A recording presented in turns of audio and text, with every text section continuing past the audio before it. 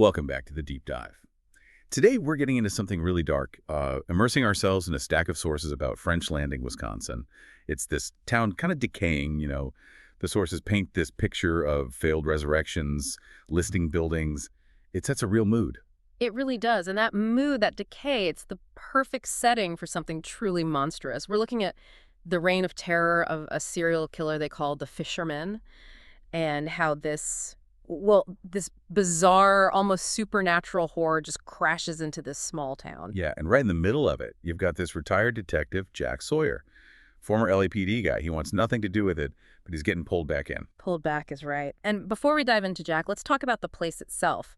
French Landing. It's in what they call the Coulee country, and our sources keep hammering this idea. It's a natural borderland. Okay, a borderland. What exactly are we talking about there? What does that mean in this context? It's crucial. Think of it like thin places, Right. where the edges between our world and something else get blurry. It's where things can slip, where the weird, the grotesque, the lawless, it finds fertile ground. Yeah. And French Landing, with places like the old Nelson Hotel just sort of sagging, it feels like that kind of place. The setting isn't just background, it's almost helping the horror along. Yeah, helping the horror is right. Yeah. Because the evil that's taken root here, Yeah. it's profound. The Fisherman, he's basically put the town under siege. Yeah. And the details in the sources, we can't really stray away from, they're brutal. They are extremely brutal. We're talking about missing and murdered children, Amy St. Pierre, Johnny Erkenham, Irma Freneau, and now Tyler Marshall. And the way he kills, it's horrifying. The police, they start drawing these parallels to, like, Albert Fish, historical monster. We're talking strangulation and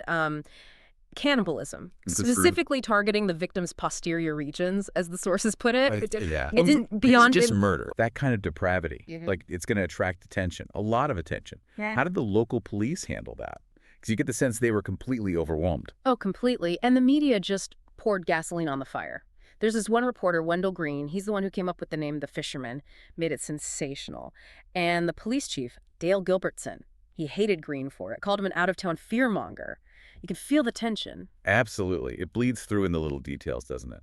Like Officer Bobby Dulac complaining about that shock jock radio show, The Wisconsin Rat, just adding to the panic, or Officer Tom Lund seeing another screaming headline in the La Riviere Herald and just despairing. It feels like a pressure cooker. They've got no answers, and everyone's watching. Exactly. And that gap between the everyday police work and this other kind of evil they're facing, that's where Jack Sawyer comes in. He seems to be the only one who might be able to bridge it. Right, Jack Hollywood Sawyer, legendary LAPD homicide guy, solved the Kinderling case back in the day.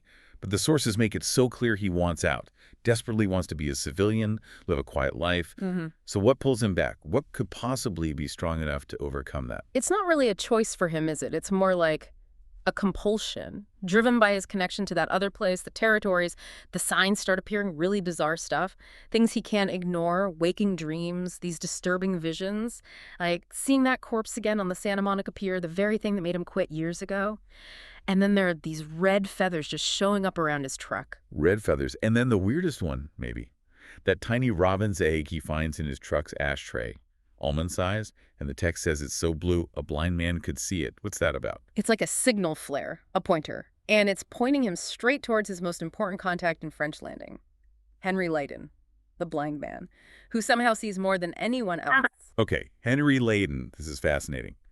A blind man is central to solving a supernatural serial killer case. And what's with the radio personalities? George Rathbun, the Wisconsin Rat, Symphonic Stan.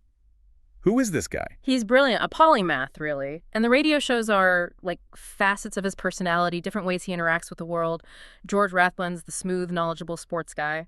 The Wisconsin Rat is this edgy metal DJ, the one Officer Dulac hated. And Symphonic Stan plays the classics, the big band stuff. But beyond the voices, Henry just gets things. He can sense Jack's turmoil, his secrets. Even though he can't see Jack's face, he sees him. And that insight, it becomes crucial to the case, doesn't it? But it also costs him everything. It does.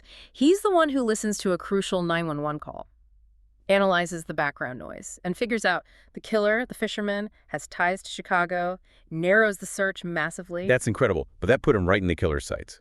Exactly. The Fisherman, who we find out is this guy Charles Burnside, but really he's possessed by something else, realizes Henry knows too much. He kills Henry in his radio studio. It's tragic. But Henry fights back. Even as he's dying, he uses a knife probably a switchblade, and badly wounds Burnside, a hero right to the end. A massive sacrifice. Wow. And that sacrifice, it must just push Jack over the edge, right? No more pretending he's retired. He's fully in the supernatural side of things now. Completely, and he needs to understand what he's really fighting. Right. Which leads him to the victim's family. Specifically, Judy Marshall, Tyler's mother, because get this, she started showing these really disturbing signs before Tyler was even taken. Before? Like what? Like true precognition, almost. Stuff people dismissed as grief or stress, but it was more. Talking gibberish in her sleep, finding unexplained cuts on her hands, obsessively reading all the news about the earlier victims. And she kept saying her son, Tyler, was alive, but he was in far away. Far away. And Jack hears that and immediately connects it. He knows what she means. Yes, he recognizes it as the territories. Okay, for anyone listening who might not know the territories, what are they, basically, in this story? So, the territories are essentially a parallel dimension, a kind of twinned world existing alongside ours. It's often more primitive, more magical, and sometimes much darker. It's where the real evil is coming from.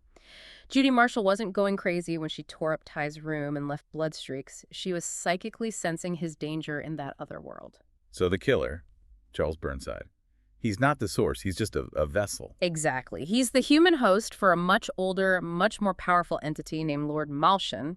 Munshun also goes by Mr. Munshun. And chillingly, the Monday Man.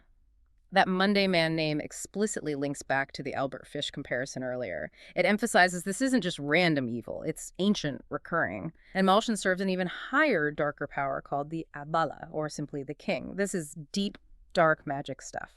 And the place where this magic anchors itself in French Landing, it's the Black House, right? The killer's lair.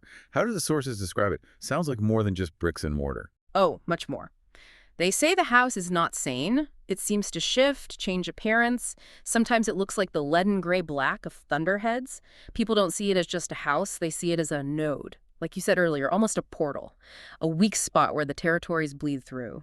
And stopping Munshun means confronting him there, and maybe even in the territories. So Jack has to go all in.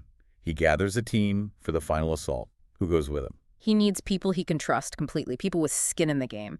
So he's got Chief Dale Gilbertson, the cop, who's finally seen enough weirdness to believe. Beezer St. Pierre, the father of Amy, one of the first victims. He's driven by grief and vengeance. And Doc Amberson, the local doctor, brave guy. They're going after Tyler Marshall, who's being held in this disgusting shack. And where Tyler is. Yeah. It's near something called the Big Combination. What on earth is that? Yeah. It's maybe the most nightmarish detail. The Big Combination is described as this huge, monstrous machine or factory complex inside the territories, and it's run by enslaved children. It shows the kidnappings aren't just random acts of violence. They're part of this dark industry feeding the machine. God, that's awful. Okay, so the confrontation, it gets violent fast. Yeah. What happens to Burnside, the human host? Burnside gets taken out by Tyler himself.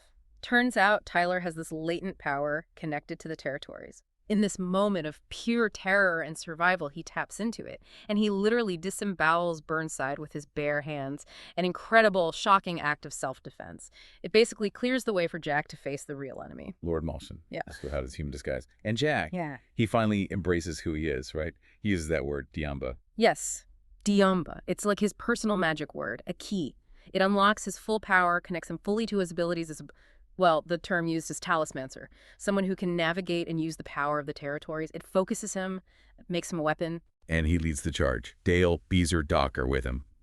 And the final blow against this ancient demon, it's delivered with a baseball bat. Kind of mundane, but incredibly potent in the context. The sources emphasize the force of it.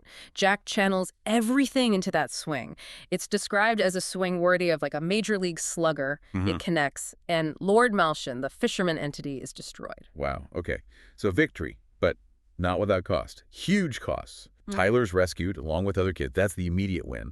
And Dale Gilbertson becomes the public hero, right? At Jack's urging, giving credit to Henry Leyden, too, which is fitting. A really important gesture. But Jack himself, he doesn't get a quiet victory lap. That whole failed resurrection theme of the town comes back hard. Right there at the press conference celebrating the rescue, Wanda Kinderling shows up. Remember Thornburg Kinderling? The killer Jack put away years ago. This is his wife, and she's got a gun. Oh, no, she shoots him. Repeatedly. Hits him multiple times. Heart, lungs, throat, hand. It looks fatal. And this is where that borderline concept just explodes.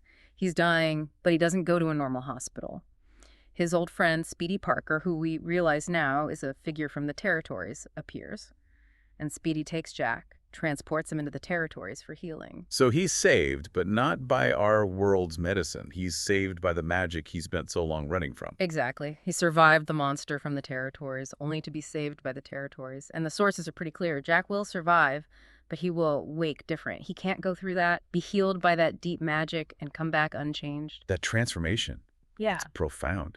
He crossed the line, faced death, got rebuilt by forces from that other reality. His whole reality got broken down and put back together differently. Which brings us right back to where we started, in a way. This town of failed resurrections. And now Jack gets this magical resurrection. So here's the final thought we want to leave you with. When Jack does wake up, after being healed by the potent dark magic of the territories, who is he? Is he still Jack Sawyer the detective? Or has that experience crossing that borderland so completely, fundamentally changed him into something, well, something new, something maybe permanently linked to the very darkness he fought? Yeah, being saved by a world that fuels itself with stolen children. What does that do to a person? Something definitely worth thinking about. Thanks for joining us on this deep dive.